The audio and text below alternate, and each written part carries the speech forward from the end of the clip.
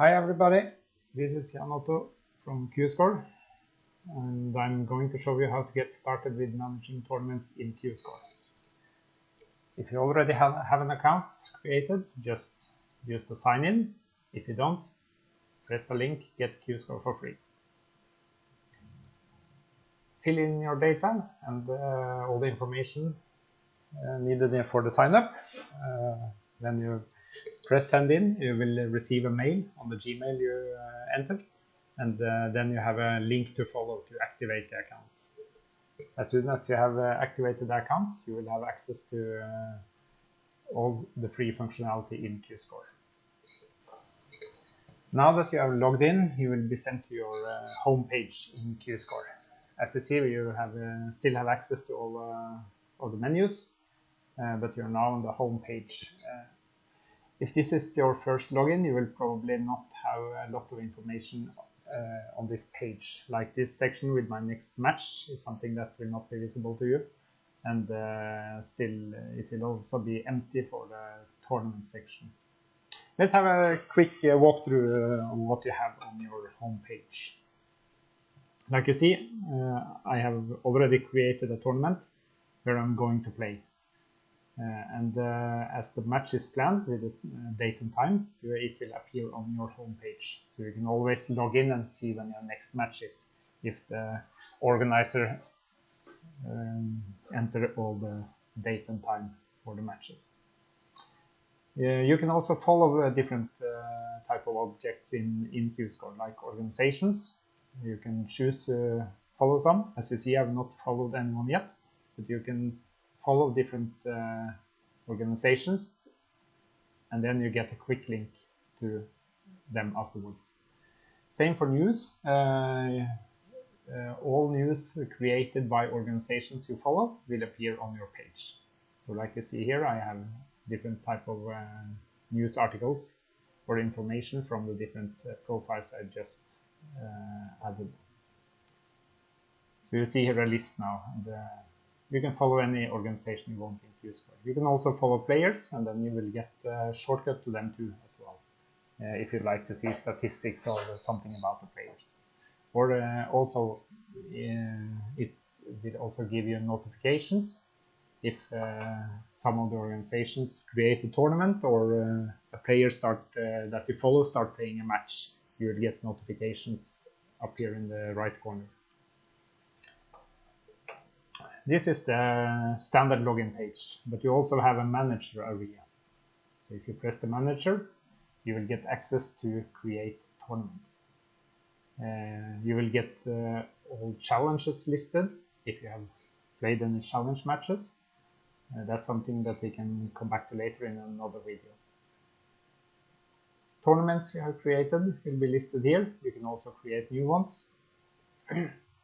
If you create new tournaments and in an area that no players are used to CueScore, you may have to create some profiles as well. That can be done from the players section of this page. Add player, and then enter the name and nationality, and they will appear in the list. In the free version, you also have access to ranking lists. So if you create several tournaments and use a point system for them, you can have a monthly or season ranking list that will update immediately as the tournament is finished. If you're going to organize team competitions or team tournaments, you may have to create some teams, and they will be listed here in this section. If I add a team, I will get a new one in the part where teams I manage, and I may also be part of teams that other players have created. In the venues section, you can add your local venues or venues that we know that have tables, and that can also be used later in the tournament setup to inform the players where the tournament is going on. But this is something that you don't have to, and the example we are doing today will be a very simple setup of the tournament, just the basics, so we will leave the venue empty. Okay, so let's get started. Go to the dashboard and press create new. You can now choose between singles tournament and team tournament or challenge match. If you run a league, you should still choose either singles or team tournament, and then you will choose the league bracket later in the setup. So for now we just stick with the singles tournament to make a quick example. Okay, now the tournament is created and ready for input of settings. So you have different sections on the left side, and you can use them for shortcuts to get to the correct section. But we will do it from the top down. Okay, give a tournament a nice name that you will recognize, or describe the tournament. Like if it's a weekly tournament, maybe you should enter what week number it is, or weekly number afterwards. I will call mine for a CueScore presentation.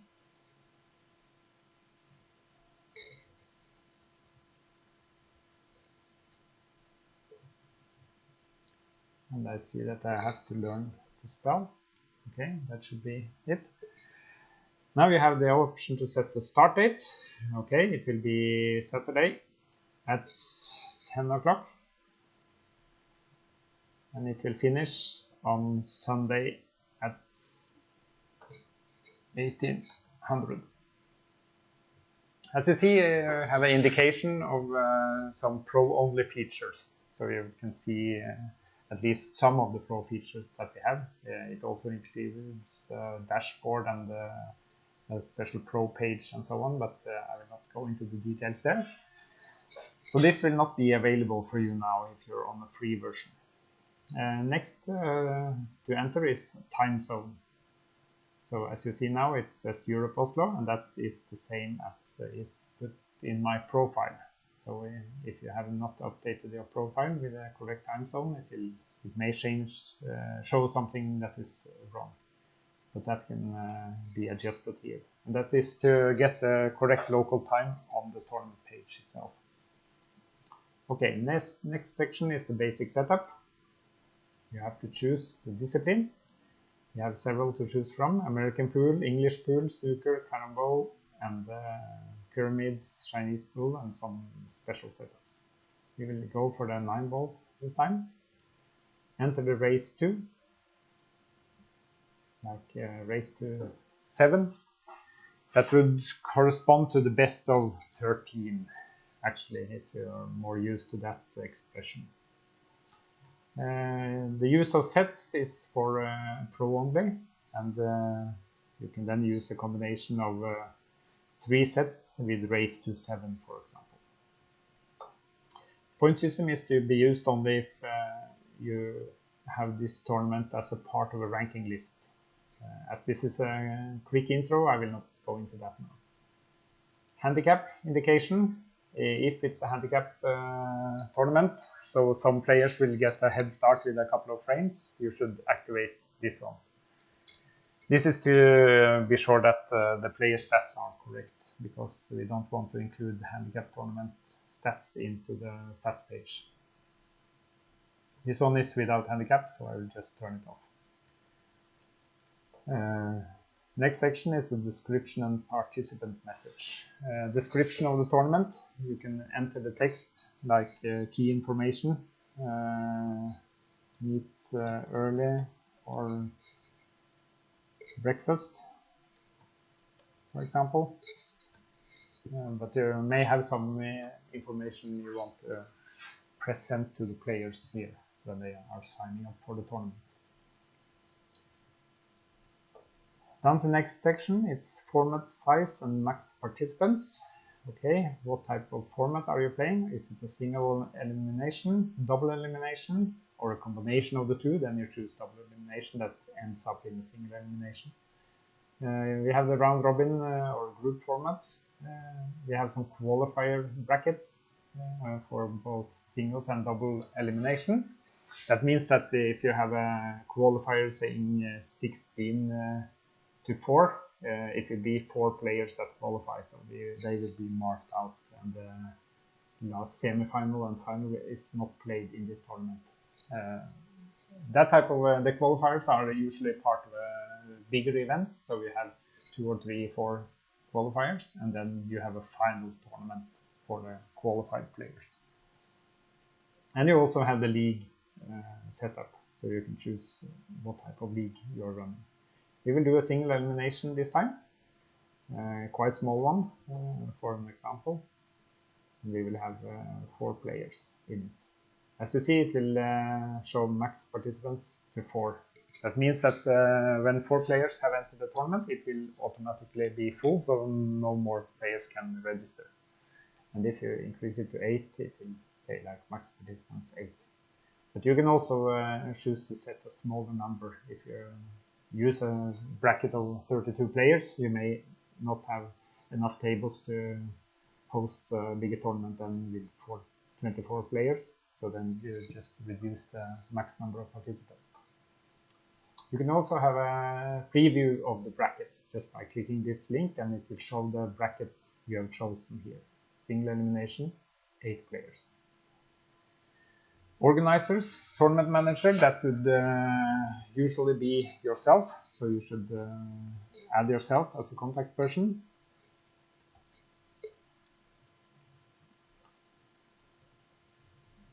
And you can also set the venue for where the tournament is going on. As mentioned, I will do this very quickly, so I will not show how to create a venue at this time. But if it already exists in CueScore, you can just look it up and add it. The full list of venues you can find here. Venues. If you click there, you will have a map, or you can choose to see it in a list. But with the map, you can easily zoom in and see if your venue is available. If not, you can create it from the manager section that we looked at earlier. Age and dress code, okay, pro only feature, age restriction. Usually it's used by bigger organizations where they have the full list of members and everyone has their age correctly set. So this one is not available in the free version. You can choose gender, male only tournaments, female only tournaments. The most common one is both, so this one is default activated. Dress code, if you have a special dress code, you can enter it here. Just type in whatever it says. We have one more section that can be mentioned. It's a video or live stream. If you're doing a stream from the tournament, you can enter the link, add the link in here. Several links actually, but one at a time. And then you will get a link from the tournament page to that video that you just did. Pay and play is a pro-only feature and makes it possible to get the entry fee paid online by the players themselves. They just enter the tournament and pay, and then you know that the money will be sent to your account. And that's nice if you have a lot of no-shows on your tournaments. It could be nice to use that feature, but that's a pro feature. Okay, so we have now done the basic settings of the tournament, and we can publish it. In the pro version, you also have the possibility to draft it. If you're working on several tournaments, you can make it as a draft, but in the free version, you have to publish it. Yeah, it's mentioned a draft mode, but not available for the free version. Okay, so now we have created the tournament, and I can choose to click outside of the green square here to keep editing, or I can go to the dashboard, that's my manager area, or to the tournament itself. So now it's time to click the tournament, and you have created your first tournament in CueScore. Okay, so what do we have on the tournament page? Well, first of all, you have the settings link.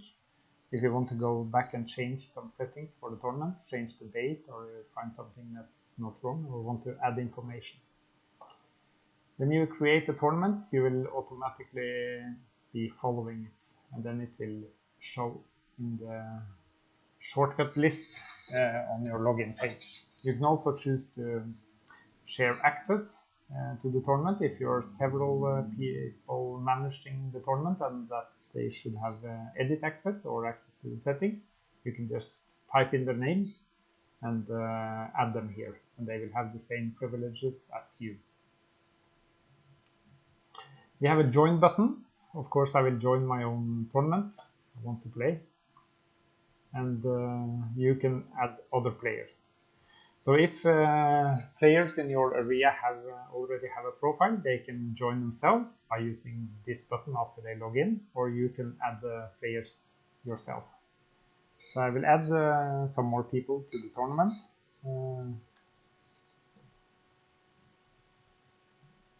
So this is Jan Thomassen, our designer. He has to join in, of course. We have my own profile. I could also join in, of course.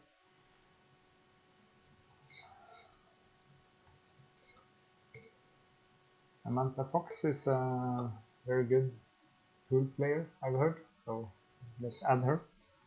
Homer Simpson.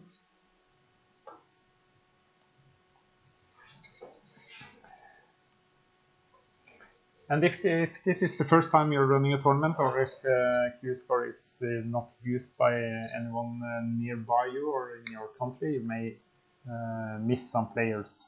So I'll just do a search for Anka.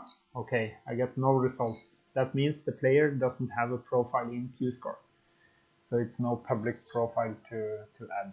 But in the free version, you can create private profiles that are available only for you to add to tournaments. Doing that,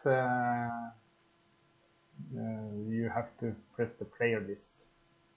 You can create players. You're then sent to the manager area, as you see. So I can choose to add the player. She's a female, and her name is Anka. She's from Norway, and you can also choose to add her email and then later invite her to claim the profile. Okay, so I will save the profile and you see it appear on my list now. So I can edit it, or I can send an invitation to the email I just entered, or you can enter it here, or you can delete the profiles. But if they have participated in events you have managed, you should probably not delete it. She can also claim the profile and make it a public profile with a login for herself. Okay, now that we have created it, I want to go back to the tournament, the CueScore presentation.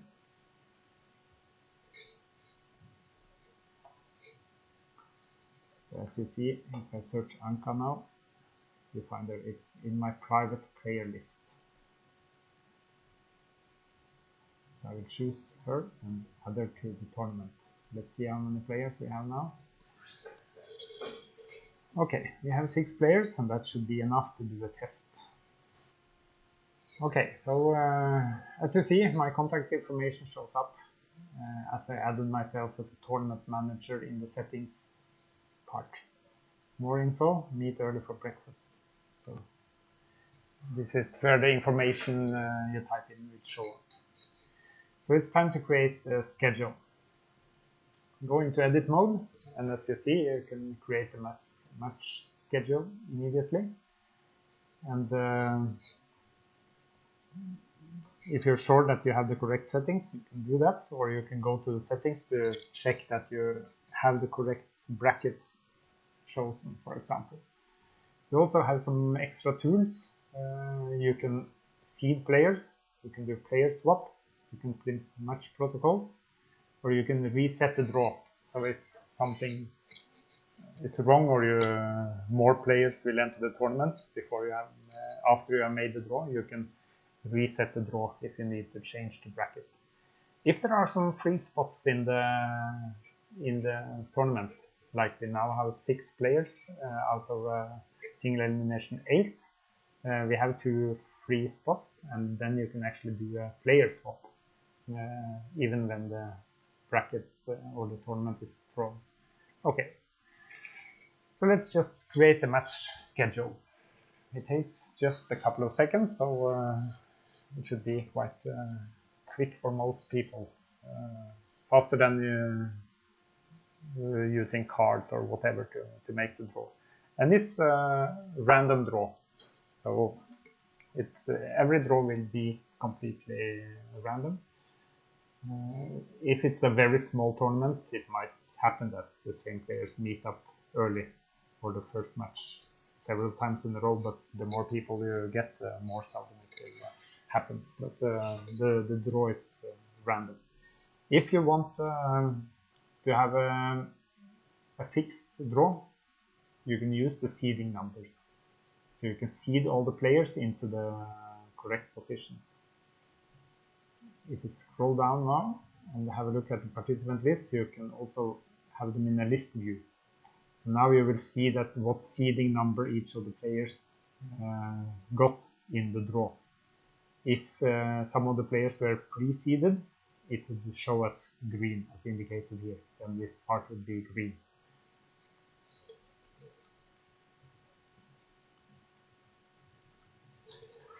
Now that you've done the draw, you're actually ready to start the tournament, or you can finish up planning it. Okay, the first match, it starts Saturday at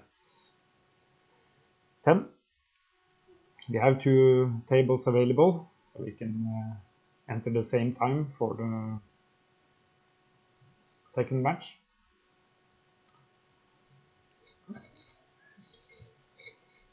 And the later rounds, you will just start them as players are finishing their previous matches. So to start a match and get the tournament going, you just press play. And you see now that it turns blue, as indicated here. The status color is in playing mode. When the match is finished, it will change to a darker color. And you can also use these as filters. So if I only want to see playing matches, I just click it.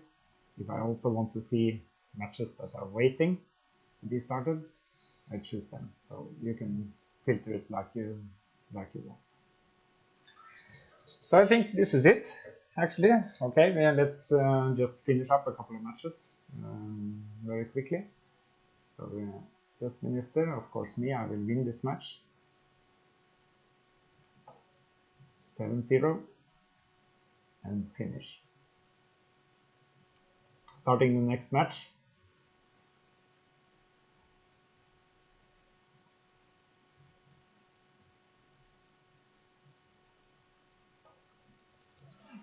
Just enter the results by using the plus and minus button. You can also, if you're on the computer, you can also just mark it and enter the score. So it's 3 for him, and then I tab over and go to the next field. It will go in auto-save mode, so be sure that you catch the scores that you enter.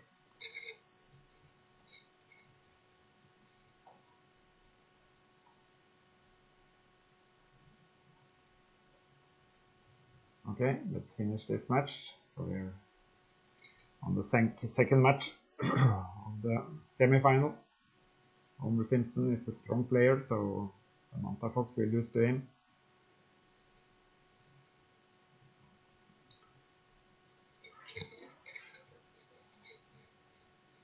And then we are in the finals. So just let's roll through it and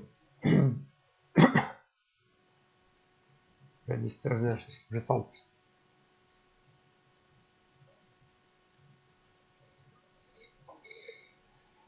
So, and my last match in the tournament is finished. I should end it. You can add some comments to what happened during the event and so on, or you can leave it with nothing. It's up to you.